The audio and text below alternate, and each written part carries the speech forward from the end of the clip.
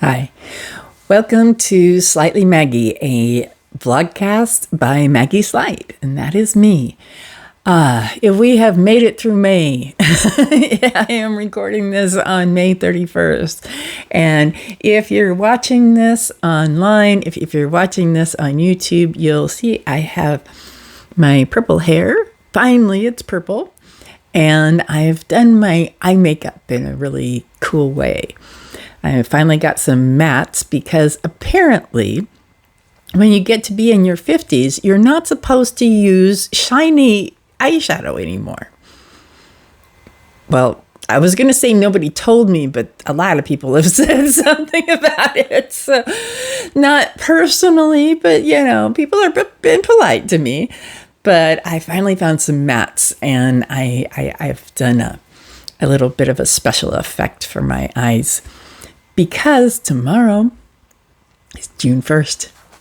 It is my first Pride Month that I am out of the Church of Jesus Christ of Latter-day Saints, otherwise known as Mormons. And I have also been doing a little bit of post-Mormon deconstructing. I have an alternate account. I am not really connected to it, but I don't hide it. I don't hide my face on it. But, I have dissociative identity disorder, and there are other people in my head that deconstruct in different ways. And so different people have different accounts, and you'll find different parts of me expressing ourselves on different accounts. And there is one post-Mormon account that I have. And I have put some of the, I've done a little bit of video work and I've had a little bit of fun with it, I have to say. But it got the attention of some producers, or a producer at Hulu, so apparently Hulu is producing a series about post-Mormon people, and they're going to be producing it and publishing it around the end of June, from what I've heard. So I've heard a couple of things from different people that are being followed by these producers. So it's going to be interesting. I'm a fan of Hulu anyway. I've been watching Under the Banner of Heaven. I'm going to be doing probably a little bit of deconstructing on my post-Mormon account about Under the Banner of Heaven, but not on my main accounts. Because anyway, I really have been trying to keep this more about my health journey, and it's been difficult to share everything about my health journey. It's been difficult. This month has just been exhausting because it's reminding me a lot of everything that I have done to manage my Ehlers-Danlos. Now that I have a name for it, just like so many people who have had the privilege of diagnosis. And I will say that it is an absolute and complete privilege to get a diagnosis of Ehlers-Danlos. I will not doubt that my complexion had something to do with the fact that I was able to obtain coverage. I have state coverage. I have Medicare and Medicaid. So I have federal and state coverage because of my disabilities. But I won't doubt that my life has been a lot easier because I am pale. Bless you, dog. No, I don't doubt that at all. So because I've had the privilege to be diagnosed and to have that resource, and it is a resource because it protects me. It protects me from further medical ableism. It protects me from other people giving me medications that can further damage me or kill me. It protects me. And I want that for every single person with Ehlers-Danlos. I want that protection because there are medications out here that you can be prescribed that will kill you.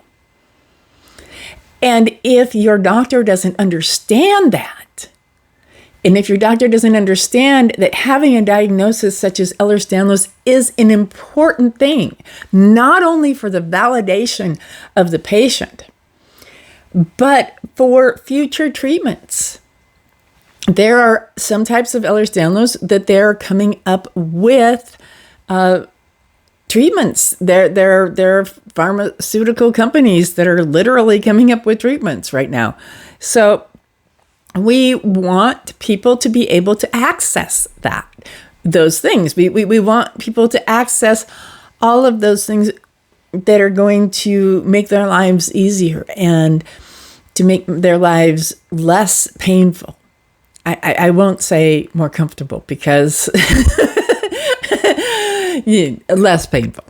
Let's just keep it at that. I have done my best to do my part this month. And I will continue to try to do my best to do my part all through the year to spread awareness about Ehlers-Danlos syndrome. It is one of those things that can make the difference for so many people. Just the diagnosis, just having those words on your chart. Like I said, I suffered an antibiotic injury. I suffered a medication injury because it wasn't known that I had Ehlers-Danlos. If it was known that I had Ehlers-Danlos, there's a good chance that I would not have suffered the torn tendons that I have suffered. It's a good chance that I would not be using a power chair, that I would be able to use a regular manual wheelchair when I needed it. There are so many things that could be, but aren't, because it took 52 years to get a diagnosis. I hope beyond hope that within the next 5 years that we can access affordable diagnoses for everybody who wants to be evaluated and who needs to be evaluated. That is my hope. That is my dream. That is my wish. And I believe that it will happen. I believe that we are on the precipice of being able to diagnose such genetic disorders such as Ehlers-Danlos. I believe that we're on the precipice of being able to edit our genes. That's a little scary to me, but I'm going to put it in the hands of those people who know more than I do.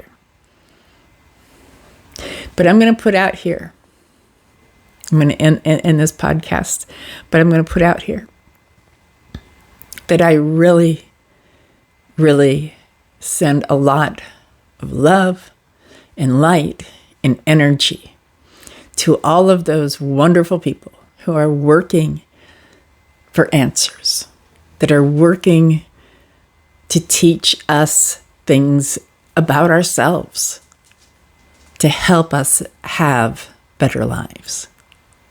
And I'll leave this with you. Love and light. Maggie Slight. I love you. Peace out.